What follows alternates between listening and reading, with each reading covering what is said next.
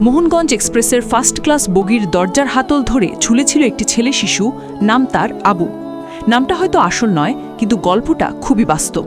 মাথায় 25 কেজি ওজনের একটি বোল, যেটাই তার জীবনের ভরসা। পাশে দাঁড়িয়ে থাকা এক সহৃদয় মানুষ কাপা গলায় বলছিলেন, আবু, কষ্ট হলে বোলটা ফেলে দিস। কিন্তু আবু বোল ফেলতে পারেনি।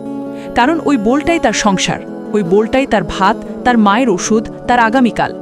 বোলটা ফেলে দিলে আবু শুধু ভার নামাতো না, ফেলে দিত বেঁচে থাকার শেষ আশাটুকু। গতকাল নেত্রকোনাগামী মোহনগঞ্জ এক্সপ্রেসে উঠতে গিয়ে এভাবেই আটকে যায় আবু। দরজাটা ভেতর থেকে তালাবদ্ধ।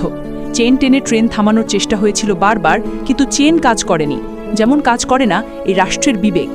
স্যুটেড বুটের টিটি সাহেব পাশ দিয়ে হেঁটে গেলেন, চোখ ফিরিয়েও তাকালেন না। হয়তো আবু তার দায়িত্বের মধ্যে পড়ে না। ট্রেন ছুটেছে, আবু ঝুলেছিল। শেষ পর্যন্ত সে আর পারেনি, ছিটকে পড়ে গেছে লাইনের পাশে। ফার্স্ট ক্লাস বগির দরজায় রক্তে ভিজে গেছে মায়ের আবু। মরে গেছে এক দরিদ্রের স্বপ্ন, ভেঙে গেছে এক মায়ের পৃথিবী।